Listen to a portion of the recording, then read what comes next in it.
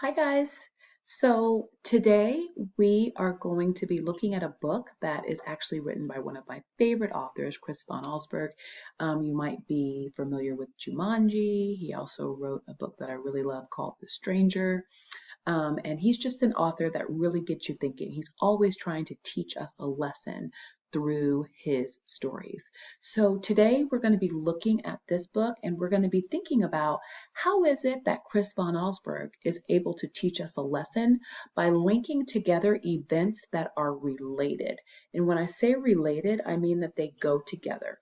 Just like everybody in your house is related because your sisters and your brothers have the same parents as you do.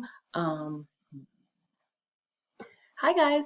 So today you are in for a treat because I am going to be reading a book to you by Chris von Allsburg, who is absolutely one of my favorite authors. He wrote Jumanji, it's nothing like the movie. He also wrote The Stranger, which is a great book.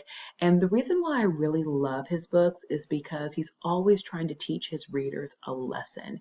And he does a great job of including certain events and details that when you put them together and figure out how they are related or how they are linked, once you put them all together, you're really able to determine what that lesson was. What is the central message of his stories, okay? So, just like I told you, we're going to be reading a book by Chris von Allsburg called Just a Dream, okay? Now, this is a story about a boy named Walter who wishes to live in the future, where he imagines he will fly a tiny plane and robots will do his chores. He falls asleep and dreams about the future. Only his dream is not what he imagines the future will be like at all. So as we read this story today, we're going to think about how each part of the story fits together and how the details in those parts helps us to understand the central message or the lesson the author is teaching us.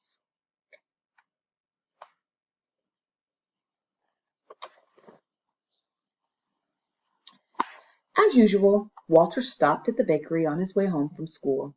He bought one large jelly-filled donut.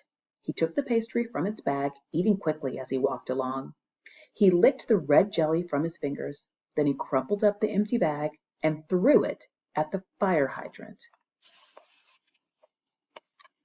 At home, Walter saw Rose, the little girl next door, watering a tree that had just been planted. "It's my birthday present," she said proudly. Walter couldn't understand why anyone would want a tree for a present. His own birthday was just a few days away. "And I'm not getting some dumb plant," he told Rose. After dinner, Walter took out the trash.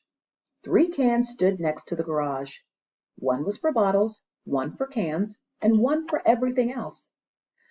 As usual, Walter dumped everything into one can. He was too busy to sort through garbage, especially when there was something good on television. Wow. Do you guys hear that? So, first, Walter doesn't think it's important to throw his trash away. He throws it at the hydrant. Then he doesn't want to separate the recycle items at all, or items in order to recycle. And also he thinks it's crazy that Rose would want a gift that's a plant. I'm going to keep reading to see if I can learn any more about why he may be acting this way. The beginning of this story may help me better understand what the lesson might be that he's supposed to be learning. The show that Walter was so eager to watch was about a boy who lived in the future. The boy flew around in a tiny airplane that he parked on the roof of his house. He had a robot and a small machine that could make any kind of food with the push of a button.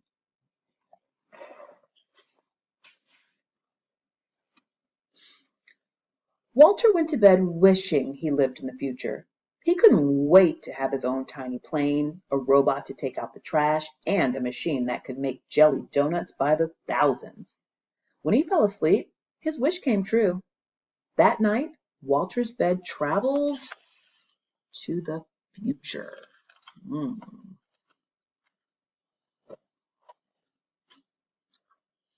So look at the future, guys. Now, I don't know about you, but I'm really noticing that the future is not looking so great. It looks like the houses are buried in trash, and look at the smoke coming up. So it looks like Walter is not very impressed with what he's seeing. I'm wondering what else is he going to find in his dream when he travels through the future. And I wonder if what he finds out about the future in his dreams are going to relate to something that happened at the beginning of the story, or if it's going to relate to other things that happened in the story. We'll see. Walter woke up in the middle of a huge dump. A bulldozer was pushing a heap of bulging trash bags toward him. "Stop!" he yelled. The man driving the bulldozer put his machine in neutral. "Oh, sorry," he said. "Didn't see you." Walter looked at the distant mountains of trash and saw half-buried houses. "Do people live here?" he asked. "Not anymore," answered the man. A few feet from the bed was a rusty old street sign that read Floral Avenue. "Oh no!" gasped Walter. He lived on Floral Avenue. The driver revved up his bulldozer. "Well," he shouted, "back to work." Walter pulled the covers over his head. This can't be the future, he thought. I'm sure it's just a dream. He went back to sleep. But not for long.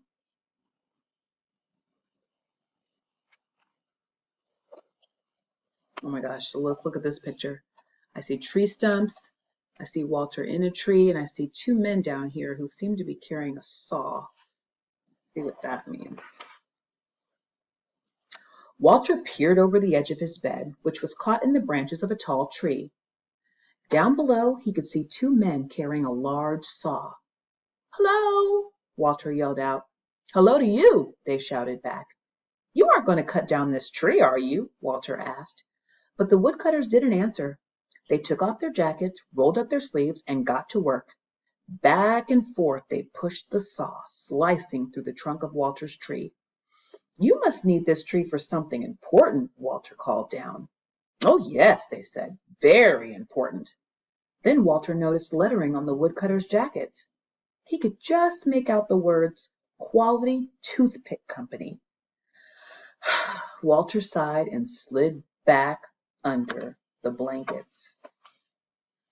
My goodness. So far, Walter has seen a huge dump in the future, woodcutters working to cut down trees. How do these dream scenes relate to each other and to the beginning of the story? I don't know. So he slid back under the blankets until, oh my goodness, look at all that smoke. Now I know that can't be good. Walter couldn't stop coughing. His bed was balanced on the rim of a giant smokestack. The air was filled with smoke that burned his throat and made his eyes itch. All around him, dozens of smokestacks belched thick clouds of hot, foul smoke. A workman climbed one of the stacks. "What is this place?" Walter called out. "This is the Maximum Strength Medicine Factory," the man answered. "Gosh," said Walter, looking at all the smoke. "What kind of medicine do they make here?" "Wonderful medicine," the workman replied, "for burning throats and itchy eyes." Walter started coughing again. "I can get you some," the man offered. "No, thanks," said Walter. He buried his head in his pillow, and when his coughing stopped, fell asleep. But then, well, now where is he going? Snowflakes fell on Walter. He was high in the mountains. A group of people wearing snowshoes and long fur coats hiked past his bed. "Where are you going?" Walter asked. "To the hotel," one of them replied. Walter turned around and saw an enormous building. A sign on it read Hotel Everest. "Is that hotel," asked Walter, "on the top of Mount Everest?" "Yes," said one of the hikers. "Isn't it beautiful?" "Well," Walter began, but the group didn't wait for his answer. They waved goodbye and marched away. Walter stared at the flashing yellow sign, then crawled back beneath his sheets. But there was more to see. Oh, so he keeps traveling on. So we're seeing more dream scenes, and none of these dreams seem to be good for the environment. Walter's hand was wet and cold. When he opened his eyes, he found himself floating on the open sea, drifting toward a fishing boat. The men on the boat were laughing and dancing. "Ship ahoy!" Walter shouted. The fishermen waved to him. "What's the celebration for?" he asked. "We've just caught a fish," one of them yelled back. "Our second one this week." They held up their small fish for Walter to see. "Aren't you supposed to throw the little ones back?" Walter asked. But the fishermen didn't hear him. They were busy singing and dancing. Walter turned away. Soon the rocking of the bed put him to sleep, but only for a moment.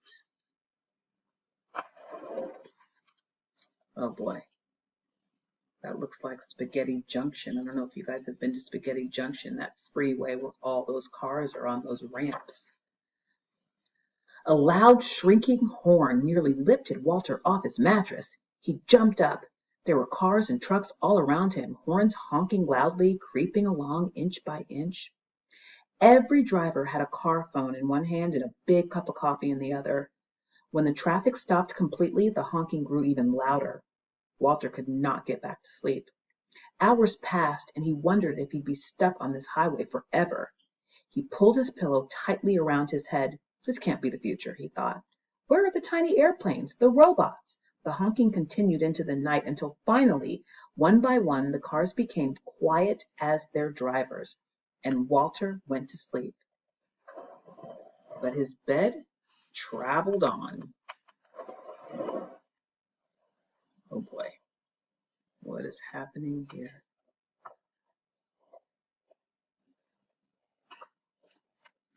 Walter looked up. A horse stood right over his bed, staring directly at him. In the saddle was a woman wearing cowboy clothes. "My horse likes you," she said. "Good," replied Walter, who wondered where he'd ended up this time. All he could see was a dull yellow haze. "Son," the woman told him, spreading her arms in front of her, "this is the mighty Grand Canyon." Walter gazed into the foggy distance. "Of course," she went on, "with all this smog, nobody's gotten a good look at it for years." The woman offered to sell Walter some postcards that showed the canyon in the old days. "They're real pretty," she said. But he couldn't look. "It's just a dream," he told himself. "I know I'll wake up soon, back in my room." But he didn't.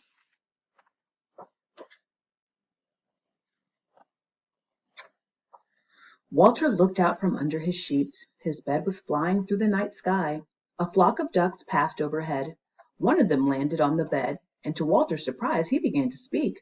"I hope you don't mind," the bird said, "if I take a short rest here." The ducks had been flying for days looking for the pond where they had always stopped to eat. "I'm sure it's down there somewhere," Walter said, though he suspected something awful might have happened. After a while the duck waddled to the edge of the bed, took a deep breath, and flew off. "Good luck," Walter called to him. Then he pulled the blanket over his head.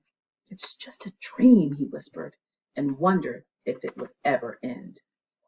Then, finally, Walter's bed returned to the present.